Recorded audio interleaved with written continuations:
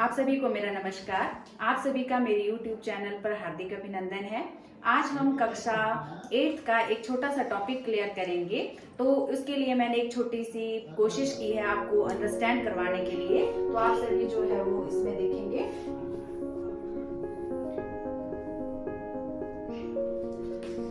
आप सभी छोटी छोटी गेम्स खेलते रहे होंगे हमेशा, और आपने बिल्डिंग ब्लॉक्स वाली भी कोई गेम खेली होगी। तो आपको जब आपने गेम्स खेली होंगी तो आपने देखा होगा कि आप छोटे छोटे जो बिल्डिंग ब्लॉक्स हैं उनका उपयोग करके डिफरेंट शेप के खिलौने बनाते हो। एलिफेंट बना लेते हो, रोबोट बना लेते हो, और डिफरेंट प्रकार की इमेजेस आपने फॉर्म की होगी। जैसे आपने घर बनाया होगा या फिर आपने डिफरेंट प्रकार के खिलौने उन बिल्डिंग ब्लॉक से बनाए होंगे। तो आपने और एक देखी होगी स्ट्रक्चर कि जब हम घरों का निर्माण करते हैं तो उसके लिए हम एक ईंट जोड़कर एक पूरी दीवार बनाते हैं, दीवारों से घर बनते हैं। तो जिस विषय के बारे में आज हम पढ़ने जा रहे हैं, इस संसार में बहुत अधिक पौधे हैं, जानवर हैं, विभिन्न प्रकार के ऑर्गेनिजम्स हैं। तो वो कैसे बने हैं, उनकी बेसिक स्ट्रक्चर क्या है, उनका बेसिक जो क्रिएटर है, उनके जो बेसिक संरचना है वो क्या है, उसके बारे में हम थोड़ा जानेंगे आज।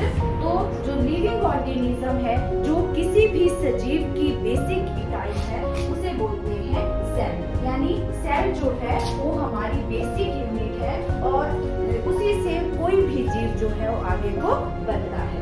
ठीक है, तो सेल की स्ट्रक्चर अगर हम देखें तो सेल की स्ट्रक्चर मुख्यतः इस तरह से होती है, जिसमें अगर हम ध्यान देंगे तो सेल में हम देखेंगे कि राइबोसोम सबसे बाहरी जो परत होती है उसे बोलते हैं सेल मेम्ब्रेन, और उसको हम प्लाज्मा मेम्ब्रेन के नाम से भी जानते हैं। जेली लाइक सब्सटेंस होता है जिसे हम बोलते हैं साइटोप्लाज्म और कोशिका द्रव्य।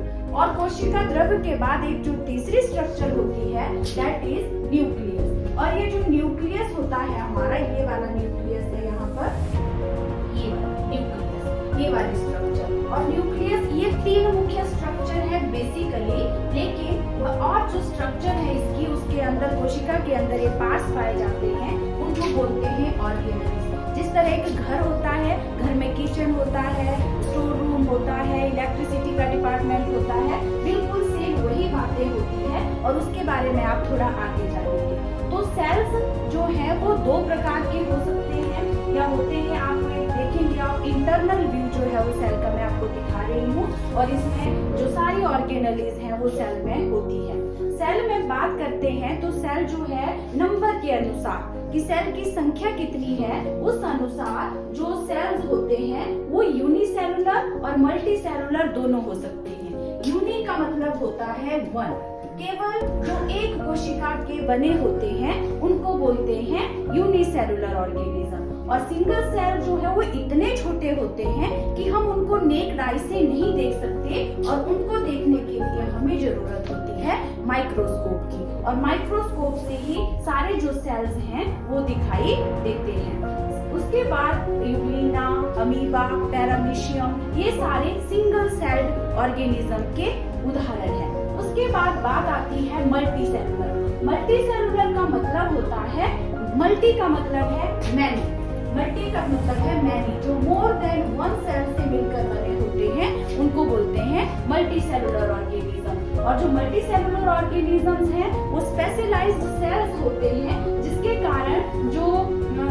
पूरा एक स्ट्रक्चर क्रिएट होता है। ये पूरा जो है, जैसे यहाँ पर आप मानव का देखेंगे तो मानव जो जीव है वो डिफरेंट प्रकार के सेल्स से बना है। ब्लड सेल्स हैं, नर्व सेल्स हैं, स्टेम सेल्स हैं, एपिथेलियल सेल्स हैं, मसल सेल्स हैं। तो ये सारे सेल्स मिलकर एक ऑर्गेनिज्म का निर्माण करते हैं। फैट सेल्स हो सकते हैं, बोन सेल्स होते हैं, जिससे कि पूरा एक जीव बनता है। उसी तरह से मल्टी सेलुलर ऑर्गेनिज्म में आपने डिफरेंट प्रकार के पक्षियों को देखा है, और इनको ये इतने बड़े होते हैं साइज में, चाहे चिंटी है, चाहे हाथी है, जो भी है वो सारे जो है जिनकी बेसिक यूनिट है दैट इज सेल।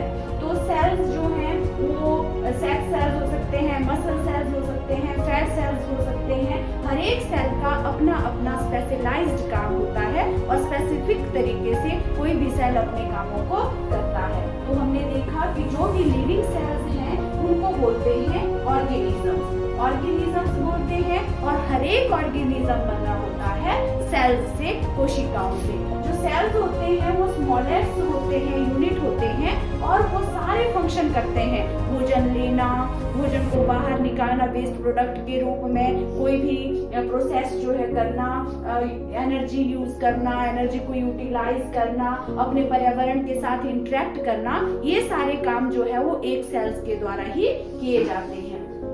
और जो दूसरा सेल है वो पहले सेल से एग्जिस्ट होता है, यानी ऑल सेल्स आर जो है वो पुराने वाले सेल से आते हैं। तो जो वो प्रोसेस होता है जिसके कारण जो न्यू सेल्स फॉर्म होता है उसको सेल डिवीजन से हम बोलते हैं। सेल डिवीजन होता है जिसके कारण जो ऑर्गेनिजम्स हैं वो एक सेल के बाद दो सेल, दो के बाद तीन, और इस तरह वो एक टिश्यू का निर्माण करते हैं। आई होप आप सेल के बारे में बेसिक बातें जो है वो सीखी होंगे, और आपको पता लगा होगा कि चाहे जीव कितना बड़ा हो या छोटा हो, उसकी जो बेसिक यूनिट है लाइफ की, दैट इज सेल।